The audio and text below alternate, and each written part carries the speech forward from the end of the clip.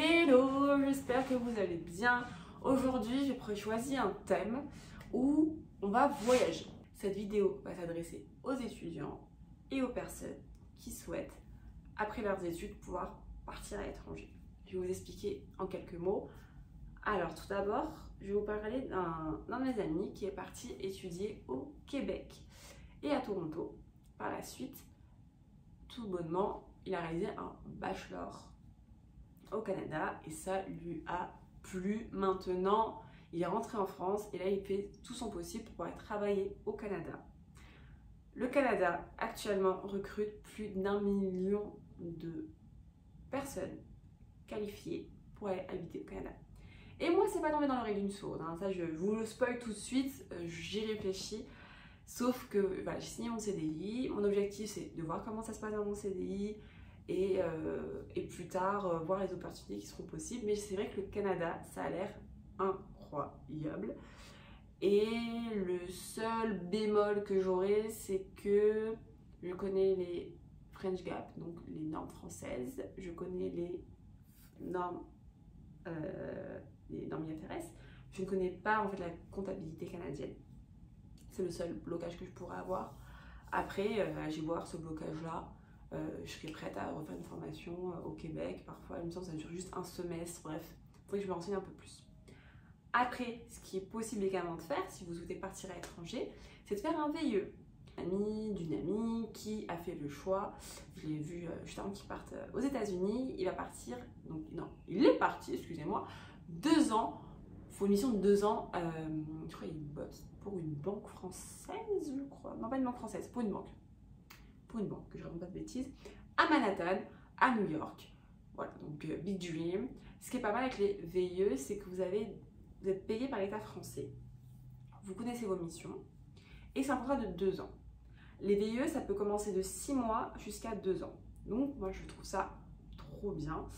Et c'est vrai que ça, c'est quand même pas mal. Je crois que c'est jusqu'à l'âge de 28 ans, si je ne me trompe pas.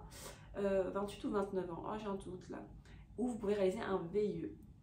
Donc, je trouve que ça, c'est aussi une opportunité de malade pour pouvoir bouger. Ça peut être bouger en Europe, bouger en Amérique, en Afrique, en Asie ou en Océanie, c'est totalement possible. Et en parlant d'Océanie, je vais vous parler maintenant de l'une de mes amies avec qui j'ai passé mon master et mon DSCG qui est partie vivre pour 1 an en Australie. L'Australie, c'est l'endroit où on recrute, je pense, le plus. Vous savez, c'est visa de travail, working holidays, donc c'est du travail et des vacances, entre guillemets. Je crois qu'il y a un quota minimum de travail à faire dans les 6 mois. Et par exemple, j'ai mon cousin qui a fait ça, qui a adoré. Je pense que s'il n'y avait pas eu le Covid, il serait resté beaucoup plus longtemps, même peut-être définitivement. L'Australie recrute énormément. Et là, elle est partie avec son chéri. Là, ils sont à Sydney. Et je crois qu'elle est définitivement déjà... elle était déjà impatiente, mais je crois qu'elle est fan, hein, totalement. Donc l'Australie, c'est vraiment le truc, le bon plan, où vous allez travailler dans des fermes. Alors, vous allez avoir des horaires pas possibles. C'est bien payé, mais des horaires pas possibles. Et très fatigant. Donc je trouve qu'on peut vraiment faire ça à la fin de ses études ou pour être césure pour voilà, découvrir l'Australie. L'Australie, c'est très très grand. Vous pouvez être à Sydney, à Melbourne, à Adélaïde, vous pouvez être partout, quoi. Vous pouvez faire le tour.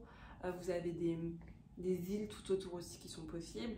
Bref, c'est incroyable. C'est un choix de vie et un choix dans son parcours professionnel et personnel. Et elle a raison, moi je trouve, de le faire juste après ses études, avant de commencer tout bonnement le grand saut dans la vie active. Voilà. Maintenant, je vais revenir un peu plus en Europe. Il est également possible donc, de faire des séjours, comme j'ai pu faire, pour s'améliorer.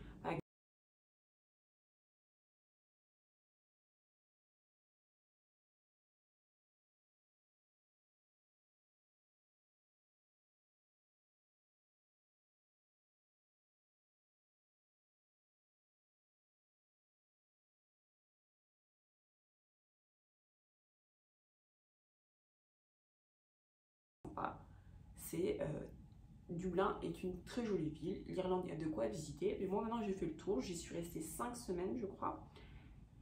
J'ai amélioré mon anglais quand j'avais envie. Bon, je pense que j'aurais pu encore plus m'améliorer en anglais si j'avais pas fait ami avec plein de francophones. Mais voilà, la pire erreur de ma vie, de jamais faire ami avec des francophones, même si maintenant voilà, j'ai plein de potes que j'ai en contact. Ne faites pas ça. Oh, j'ai aussi une pote qui vit en Italie, une pote italienne, donc c'est cool aussi. Et voilà, donc j'ai fait le tour de l'Irlande, vous pouvez avoir cette petite expérience.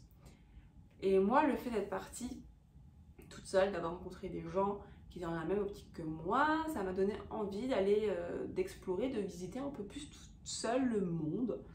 Donc prochainement, je vais en profiter juste avant de reprendre un CDI pour aller un peu plus visiter les États-Unis. Je vous en dis pas plus, on se retrouve sur les réseaux sociaux pour voir la suite. Voilà, j'espère que ces petits parcours, ces petites histoires par-ci par-là vous auront aidé et peut-être même donné des envies de partir. Sur ce, je vous embrasse, je vous retrouve pour une prochaine vidéo et on se dit ciao! Et n'hésitez pas à vous abonner, à mettre un commentaire et bref, tu connais la suite, va me suivre sur les réseaux sociaux si tu veux suivre la suite de mes aventures. Allez, ciao!